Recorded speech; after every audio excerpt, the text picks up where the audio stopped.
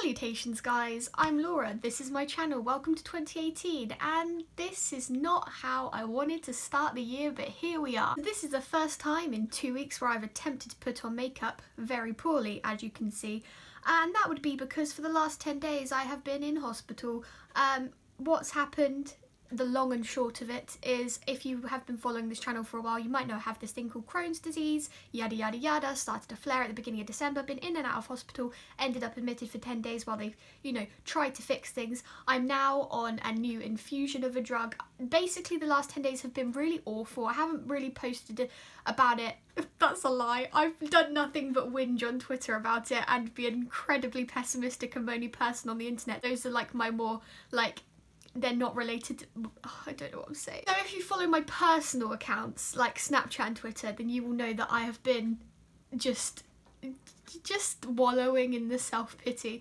But that's kind of what I wanted to talk about a bit in this video. I thought I would kick off the year in true Laura's Always Pottering fashion with a nice making tea video, since I haven't done one in a while, and I know that people have been requesting them, and I felt that now was a good time because, start of a new year, let's talk about some things, let's air the sheets, get all of this from here to here. This is sort of unrelated, but I just keep looking, I keep checking back on my camera, and my face looks really huge, and I'm just wanted to clarify that over the last month I've lost so much weight for me, and my face hasn't got the memo because I'm on steroids. But I just wanted to make that clear because right now I flipped my camera around and was like, God, that is the most ugly thing I've ever seen in my life. Also, I never usually get spots. I don't know why I'm justifying my appearance to you all, but I feel the need to do it. But I've had somewhat of a breakout, which has never happened to me before, purely because the infusion of the drug that I'm on, infliximab, and plus the other 20 tablets a day I'm taking, have decided to wreak havoc on the rest of my body.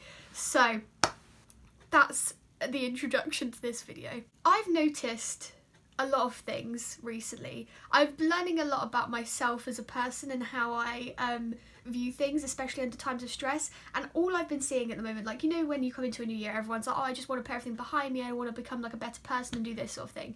I'm not really sure, I guess it's nice, the idea of having a clean slate, but I've also just been seeing loads of people are going through hard times. The world is not in a generally good place at the moment anyway, and so everyone's dealing with their own struggles, and for someone who has tried so hard their whole life to be empathetic or sympathetic or put myself in other people's shoes, imagine people complexly, I found myself getting very, very bitter. Everyone has things about themselves that they don't like, and quite often the things that you were more willing to talk about, I guess, are the physical things. I know for me personally, I can't speak for everybody, but I would be more than happy to sit down with a person and be like, oh my god, I hate my thighs, I don't like the way the tops of my arms look, I don't like my face. But if someone was like, what do you not like about your personality? And I'd be like, oh, that makes me feel very uncomfortable because I don't like the fact that I'm like this, or I'm like this, or I'm like this, or because no one wants to display those parts of themselves, I guess. It's easier to sort of cover up with the physical insecurities. I could be completely wrong, but that's just how I see it. And I've been noticing that I was growing into a very bitter person about things. When I'd see other people complaining about things, I'd be like, yeah, well, I'm stuck in hospital and I can't go back to uni and I'm in loads of pain and everyone just needs to stop being annoying. And I know that that's not the way to view people at all, and I've never felt like that before. I've never felt like that about people when it comes to everyone's individual problems. I've always felt that you should never compare. You can't be like, oh well, someone else has it worse, so you need to get over it, because everyone has their own individual things, and for them something that could be a really big deal to one person could be not a big deal to you, and that's just circumstance, situation, it's how the world works and how everyone deals with their own problems. I've always been very, if someone has a problem, I'm like, you have that and that is your thing, and if that's really hard for you, then let me help, or I'll be there to just, I don't know how to say words, to sort of show some empathy, even if you can't relate specifically, because that leads us on quite nicely to my next point, I guess, as well, in sort of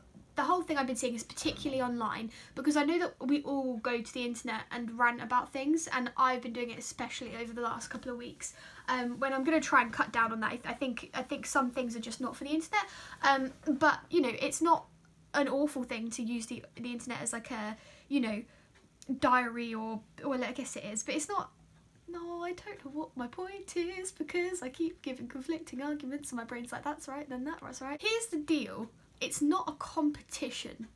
And this is something that I firmly believe, but also that needs to be reminded to myself at times as well. It can be really difficult when the internet can seem like such a negative place, like you share your opinion. I think what it comes down to, and what the point that I really wanted to make in this beginning bit part of the video at least, is going on the internet, it can seem like there's no right thing to do and that everything is wrong, or everybody is having a terrible time, or everyone's having a great time, and there's just no in between. Either you're looking at someone's life and saying, oh my god, everything's amazing, I want to be like them, or people, it's like a competition as who can have it worse, who's got the worst situation, or you know, you try to stand up for someone and then they call them problematic, and then like no one can ever change because everyone's stuck in this weird limbo of everyone being problematic, everybody either caring too much or caring too little, and like every single thing you say or do is completely analysed, and that's, I think, when it comes down to it, the problem with sort of, you know, everyone sharing everything online and everyone just feeling, maybe, I think it is, I've spoken about this before, this sort of lack of empathy mixed with the desire to just have an opinion or a feeling about everything, I guess. I don't know if any of that made sense. It didn't make a lot of sense in my brain, but I'm hoping when I look at this, it will somehow be some sort of profound, articulate statement. That's just something I wanted to talk about to get off my chest, because it can be really hard to address to yourself when you're starting to get bitter or starting to have feelings that don't feel like yourself. Like over the last couple of weeks, I haven't felt like myself at all, just because I felt really isolated, I guess, just from being sick and missing out on things, but I'll talk about that in a bit because that's kind of an issue I wanted to address separately. It can be really hard to like pinpoint the things that you want to change about yourself, or things that are negative or things that are toxic to other people that you do, and I think it's really important that you can observe them at the same time as not giving yourself a hard time. That's the point I want to make. So in this new year going forward and everything, I think everyone's goal should be becoming a like better human, a more empathetic and caring, thoughtful human, because this is the thing, everybody's trying so hard to be like woke and all of this stuff, and it's taking proper consideration into human lives and taking everyone and being like, you know what, that's their situation or that's their situation. And it can be really hard when everything just feels like one massive like shark pit of like everyone's just attacking you, and like you don't feel like there's any sort of right thing to say, but if you have like beliefs or opinions on something, stand your ground, but don't turn it. It doesn't need to be a war constantly on the internet, I guess is what I'm saying. I really don't know how this is all escalated, and I've just lost everything. Moving on from that slightly, oh, I should probably have said, if you're new around here, these tea videos, I just talk about things for a little while. I didn't really explain that at the beginning of the video, and I feel like I should have done. So I have like maybe 4 different points I want to just cover. They're just generally things that I've been thinking about. So if you've come in for Harry Potter content, this might not be the video for you. But if you come here for the Harry Potter content, but now you're like, oh, this is interesting, stick around. Because I do post Harry Potter content, like to clarify, I can just feel the subscribers dropping. It's just an introductory video into me getting back into the zone of filming things and getting on top of my life again. So anyway, now that that's clarified, I wanted to talk a bit about isolation and feeling things. Basically, here's the deal. Because obviously I have missed like my first week back at uni, which sucks, and like being in hospital was not fun, really. I don't want to dwell on it too much because like I actually feel quite positive today. Today's my first day of waking up, and it's now nearly 2 o'clock. It's not my first day of waking up. I wake up every day. I haven't felt pain yet, so I don't jinx it, but like it's really exciting for me to have a pain-free morning. Admittedly, I didn't wake up until 2 because I didn't sleep till 6, but despite that, it's quite exciting, and I was able to eat porridge, and I haven't thrown up or anything yet.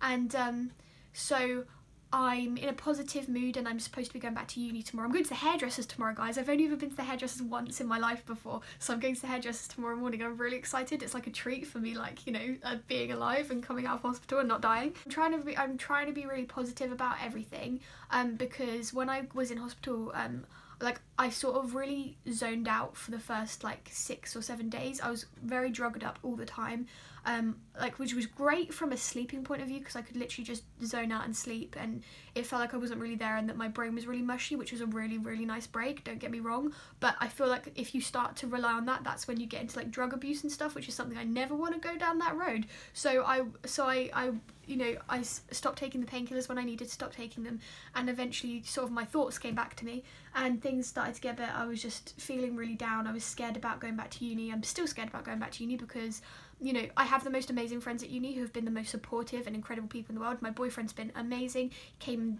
like sat with me in hospital for just hours and hours and hours on end for days in a row, and like, they are incredible. I cannot fault them at all, but you do always have that self-conscious thing in the back of your mind saying they're going to forget about you the second they go back to uni, or people aren't going to care, or you're going to go back and people are going to think that you've been exaggerating, or that you're just being really dramatic, or there's just loads and loads of really overwhelming thoughts about how things are going to be, or if you've missed things, or if things are going to be different, especially after, like, you know, I've been away from uni for over a month, and I find it really hard to adapt to change anyway. Like, I couldn't sleep last night because it was the first night back in my bed after being in hospital bed for 10 days, and I felt really weird every time I moved in my bed. I felt like I was going to, you know, stand up and exit my little side room and go into the bathroom, and like, I find it really hard to adapt to being in a new place and to changing. And so when I get used to back being the swing of being at home, it takes me a while to then adjust to being back at uni and being back to being that independent. And for me, the big gap is going to be, you know, I was in hospital, my mum was having to wash my hair for me because I couldn't do it with my cannula. I couldn't stand up for long enough to have a shower. You know, walking, I tried to walk to the coffee shop a few days, and, you know, I'd have to sit down. I couldn't do anything for myself, and being at home, even just yesterday, being back home for the first time and like making myself lunch and you know, running a bath for myself and things, I was exhausted. And also, and that scared me because I just thought, well, when I go back to uni, that I'm completely independent again. You know, I'm living by myself. You have to sort of do everything for yourself, and that sounds really like weird and stupid, but like I worry about that change, because I know that if I don't have the energy to like go make myself food, like, you know, I just won't eat because I really don't care. It sounds awful. Just been a lot of worries in my brain about things, and just, yeah, feeling really isolated. And like, you know, you see your friends all going back to uni and they're just like things that you would usually take for granted, I guess, which leads me on to the next thing, which is that I really wanted to just finish with, to be on like a more positive and happy thing, is really start seizing opportunities. This isn't a new concept. People have been talking about it since time began, you know, grab life by the, I don't know what the sayings are, horns, there's something about horns in there, and suck the marrow. I don't know what that means either. And basically never take your health and your opportunities for granted. I know it's so easy when so many of us live really privileged lives. I'm so aware, like, that I'm incredibly privileged. I'm privileged to live in the UK where we have such an amazing like NHS. I know that it's in such a crisis at the moment, but the last 10 days I spent in hospital, I was getting 3 meals a day, 2 hot meals. I had my own side room. Everything was brought to me. I had numerous tests, scans, consultants, and we didn't pay a single penny. Like, obviously I know we pay taxes, but I wasn't then laying there thinking, oh my god, this is medical is going to a bill is going to cripple my family.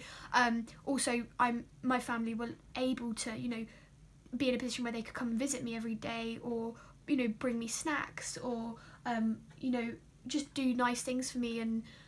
And I've got a really nice home to come back to. I've got a comfortable bed to come back to, and my parents and my family are, you know, they're really hard workers, and they were able to like support me throughout that time. And I'm lucky. I have a really good education. I go to university. I have a student loan. I have all of these things that make my life so much easier for me than, you know, so many people could ever want.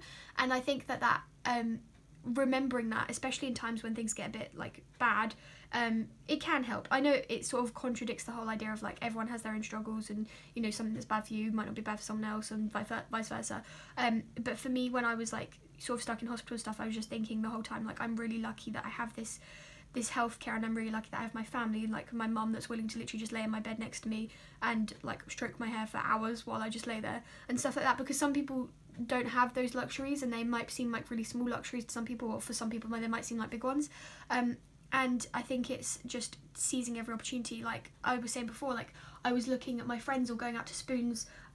If you're not from the UK, Spoons is kind of like a chain pub place, but they do really cheap food and it's really nice, and it's like a student place. And a buttermilk chicken burger is my favourite thing ever. Not that I can really eat it anymore, which sucks.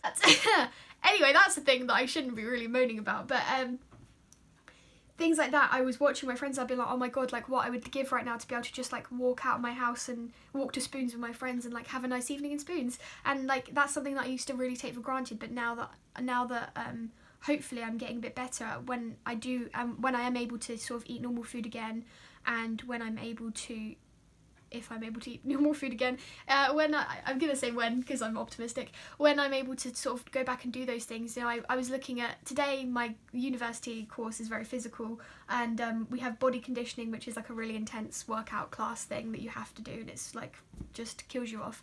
And everyone is always like, oh my god, I hate bodycon, and I've always been like, oh my god, no bodycon. But today when I saw a Snapchat of like, or whatever, of people after coming out of bodycon, and I was like, like that's something I won't be able to do that for a couple of months, but like when I do, I think that's going to feel really, really good, because like right now I physically can't walk up the stairs without taking a break.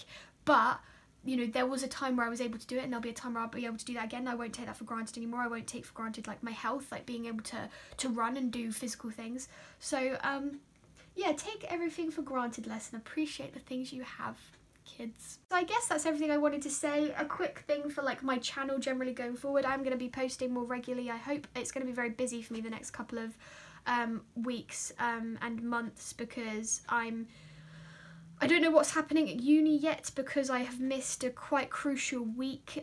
So I'm having a meeting on Monday to discuss all that, and it's going to be absolutely fine. Like the uni have been amazing about everything, so I'm not concerned about that. I'm just like apprehensive at the moment, I guess, just because of the unknown, because I don't know what's going to happen. But I'm planning on staying on top of everything. If I do end up having some free time because of classes I can't go to, then I really want to put it into working towards my degree and stuff. But I'm gonna be trying to post more, giving you more Harry Potter content, and making a lot more cosplays this year. I really want to work on my sewing and stuff. So let me know any more kind of videos that you guys want, because I want to give you what you guys are after, because otherwise I'm just shouting into the void. So let me know what you all want. I've started a blog about Crohn's and stuff. There's only like one post on that at the moment, but I am writing something about, you know, hospital and stuff. So if you're interested, the blog is Honestlylaura, and I'll put the link in the description, and go follow all my social medias, subscribe if you're new around here, and turn on my notification bell so you don't miss another upload. Thanks so much, guys. I think we hit 28,000 subscribers a couple of weeks ago, so that was really cool, and I'm hoping I will see you guys at 30 soon. And yeah, thanks so much for sticking around. Sorry this was weird and then not how I planned on introducing 2018 into the world, but these things happen, and it's very easy for me to sit here and be optimistic about it now that fingers crossed the worst is over. But thanks so much if you've messaged me or just sent me any support over the last couple of weeks. Like, it has meant the world to me, even if I haven't responded to everything, because I've just been so despondent. But yeah, thank you guys again, and I will see you guys next time. Bye.